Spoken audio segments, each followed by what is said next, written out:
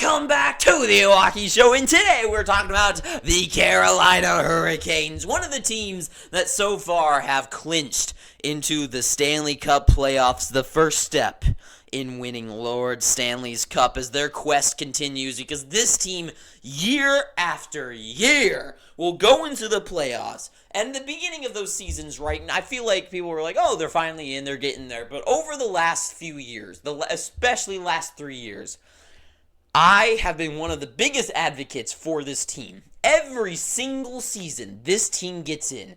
I am always an advocate going, this team is so deep. In the offseason, especially the last 2 years now, I've been saying over and over again that I love this team. The depth of this team. Not just because, because they have points on the boards, right? The depth is so strong. They're strong. They fight. They grind it out. Those guys find ways to score goals. They've been together as a squad, which is one of the most important things for a team to have that we've seen, like the Tampa Bay Lightning in all the recent Stanley Cup winners, that you keep the squad around, or at least the top guys around.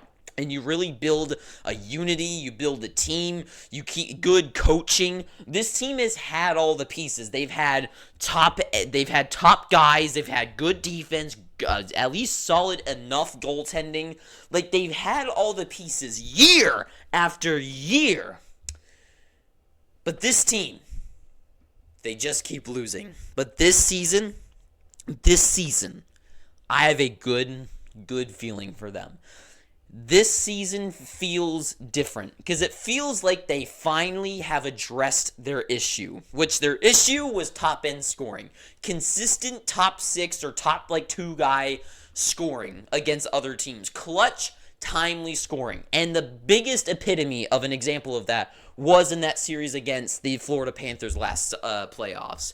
That Eastern Conference Finals, between them, was always a 1-goal, 2-goal game. 2-0 games, 1-0, always 2-1, 3-1, something like that. Always so close. And the issue wasn't that they were just stopped by Bobrovsky, right? The issue is that they could play as good as they want, but they just couldn't have a guy to put the puck in the back of the goddamn net. They just couldn't do it. Every single time. And you look, and guys like Sebastian Aho, they just can't do it. Tara Vinen can't do it. Svechnikov wasn't there last year. All the time. Martin Necas, not the guy. Seth Jarvis, not the guy. They just can't do the job. They just can't get it done. And it's just so frustrating because this team is so fun to watch, right? I don't know if I don't think the Hurricanes have that big of a against fan base, right? I think most people are for the team, especially with the storm surge. They're just so fun, so happy to watch, unless you're an old person like Don Cherry who doesn't like it, even though I like Don Cherry, but that's whatever. This team is so happy and so fun to watch. And I love cheering for them, except they have a horrible goal horn, but whatever. But this team, it feels like they finally fixed the issue. And this trade deadline, they trade for Jake Guentzel, Evgeny Kuznetsov, and over the offseason, they signed Dmitry Orlov. It just feels like this team has finally put together and they are in the right place at the right time. For one, Jake Guentzel is currently a point per game for his playoff appearances. He's played 58 games in the playoffs. 58 playoff games. He has 58 points. His years where he was really good, the last time he played for them for the Penguins, he had 10 points in 7 games. The year where they won the Stanley Cup, I believe it was 20 in his rookie season that everyone knows about. It was 21 points in 25 games or something like that. The guy is unreal in the playoffs. When you want to talk about a guy, because there's those guys Braden Point and Jake Guentzel, right? Where I'd put them in the same category. Where guys, they might not get the biggest points in the season. Maybe they look even a little bit under average in the regular season. But these are the guys that it takes to win the Stanley Cup. Where they show up and they fight like hell. They will bruise themselves. They will scrap themselves when they see that that tunnel that is just a bunch of daggers and swords pointing at them. They're the ones that will dive through and they will make it happen. Jake Guentzel is that kind of guy. He just makes it happen in the playoffs. Evgeny Kuznetsov, right? A guy who is looking good in Carolina so far. And by the way, Jake Guentzel has looked very good in Carolina so far in the regular season. But Evgeny Kuznetsov looking great So looking not great, but looking better and looking solid currently as a depth forward for the Carolina Hurricanes. Sebastian Aho and Seth Jarvis are looking unreal together. Sebastian Aho currently at 85 points, 33 goals on the team, so he's still scoring this season. Seth Jarvis with 68 points, 62, something like that. Somewhere in the 60s of points. Jarvis is looking good in his, I don't want to say breakout year, but his, solid season.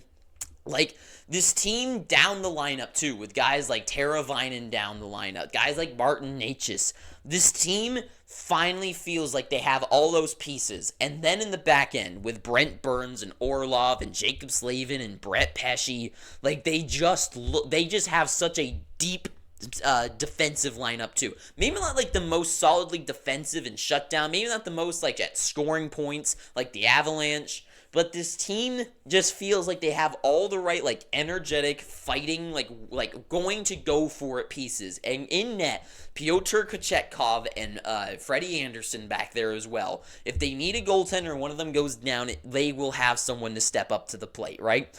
And this team, it feels like they have it, right? The top six now, with Aho and Jarvis looking good, and they can finally work together and score goals. They point at each other, like Ryan Whitney said. They look like they have that good chemistry. Jake Gensel joining the lineup now looks unreal. They look like in that play, if this team is the one that played against the Panthers in the playoffs last year, it feels like when it was those 0-0 games and the overtime went 3 overtimes or however many went when Matthew Tkachuk finally scored a goal, it feels like they would have the guys that would score that goal now. And for me, I love it. So for the first round, I know I've packed it up. All my other videos, I've like 1 or 2 teams in each one. But right now, just how crazy that it is in this conference of who's going to play who or whatever, I can't tell what's going to happen. So I don't know. But for right now, I just put, if they played the Capitals, the Flyers, the Penguins, or the Islanders, I think they knock them out. Because at this point, they are going to have the second spot. I don't think they're going to take over the New York Rangers. I think they're going to land in the second spot. And right now, these 4 teams are all within 3 points of each other.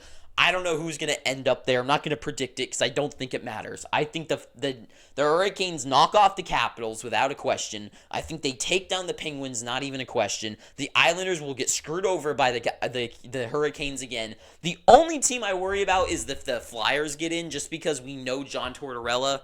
And if this team, the Flyers, have fought and had to dealt with torts this whole season, if they finally get in and then lose, that team's going to fight like hell. So that is the only team that is a question mark. A John Tortorella team is always a question mark in the playoffs. So I don't know what to think about them, but I'm pretty sure the Canes would overcome them.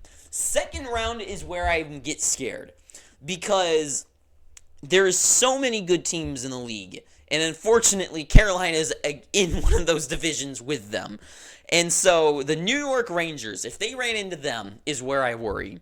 Because the Rangers, the Rangers are such a mystery to me. Because if we take a look at the Jets, I don't believe in them at all. Because we've seen what the top guys on that team do in the playoffs, and they just have done nothing for them. The Rangers, kind of the same thing, and then kind of not. Because a few years ago, they go to the conference finals against the Lightning, draw them to Game 7, can't beat them. Last season, they can't even beat a not super amazing team in the Devils in the playoffs, right? So I just don't know. Because last season, Panarin, when they got the playoffs, Panarin had 1 or 2 points. Zibanejad had 1 or 2 points. All the top guys, weren't there.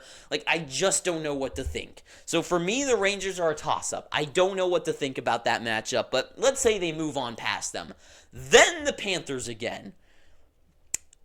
It just depends if the Panthers play like the Panthers they did last year. If Bobrovsky goes into his shell and Matthew Tkachuk is not Matthew Tkachuk, and maybe guys like Sam Reinhart aren't scoring all the goals that they are doing in the regular season, I don't know what to think about the Panthers again. For me, I think the Hurricanes have a very tight-packed squad, and as long as Frederik Andersen or if Kochetkov can play solid, shut down some good goaltending, I think the goals will come for the Hurricanes, and I think they could get past the Panthers. Yes, but then in the finals against Dallas, the Avs, or the Vegas Golden Knights, for me, I don't know. I think they could take down the Avalanche and maybe the Golden Knights, but the Dallas Stars are my worry. And I know I posted my video for the Dallas Stars, and I don't know. The Dallas Stars are who would worry me, because to me, like Dallas is like the Hurricanes like concept in the West to me, where it's like kind of like super deep, and then like defense is good and solid, maybe not the best, but just like it gets the job done, and then a good goaltender. Like to me, it's like kind of like the same thing where they don't really have like a true superstar, but they have like solid top six guys. So I don't know. To me, I think Dallas is like a better version of the Hurricanes and would get past them. So for me, like my true prediction for them is that the first round's an easy win for them. Once they hit a team like the Rangers, it all depends. It is all dependent on if they do. I do believe if Jake Gensel can play a point per game, if he can play a point per game, and so can Sebastian Aho and Jarvis, right? Those three guys. Because they don't have a guy who's going to be like McKinnon, who's going to play like 7 games in a one round and have like 15 points, you know? They don't have a guy like that. They don't have, or right now, if they have a couple guys be point per game, he's a difference maker. Because down the lineup, I do like I lean towards the Hurricanes, like down the lineup against like a Rangers.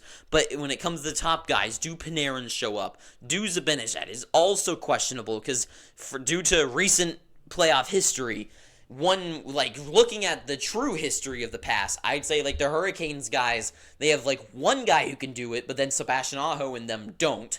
But then the Rangers go back and forth, so it is such a coin toss. And I think this season, I feel like the Rangers could knock them off, and the second round would be a disaster for the Hurricanes. But if they can get past them, if they can get past the Rangers, I think they go to the finals. If they can get past the Rangers, they get past the Panthers. And the finals is where it really heats up, where I think no matter what, the Hurricanes are not a sweep again. They're not going to get knocked out 4-0 by a better team. They're going to show up. It will be a battle to knock them out, and it'll be Game 7 when they're knocked out. It will not be a sweep where they're shut down, because this team is not going to be shut out again by a good goaltender. They will find the holes, and they will have a guy to shoot the puck in the back of the net. So for me, I like the Hurricanes' odds, but they are currently not my top team to pick. I do think they go far than the first round. It sucks for them, because a team it's like a team like in the West, right? Like a team in the Pacific, like Vancouver would. I don't know. There's a lot of question marks. This feels like a different playoffs. So, I don't know. I like the Hurricanes' odds. I want to see them go far because I really like the Canes. I always have. But it's hard to convince myself because they've always struggled against a better team. And we haven't seen if this is the better team yet. So, and it's been a few little bits since Jake Gensel has been able to be like that Jake Gensel. So, for me, I don't know. I don't know what to think. So, yeah. But I think they're good. So for me, my prediction is I think they at least get to the conference final. I do think they could get past the Rangers. I think the Rangers will get knocked down again. It feels too good to be true this season for the Rangers. But then a team like Florida, are they took down by the Hurricanes? I don't know. I don't think so. So my prediction is they make it to the conference finals at least. So I know that's not much of a prediction. I guess we need to wait and see a little bit longer. But anyways, that's all I got to say about the Carolina Hurricanes and them making it into the playoffs. I like their odds. I like the moves. I love the patches that they filled in the holes.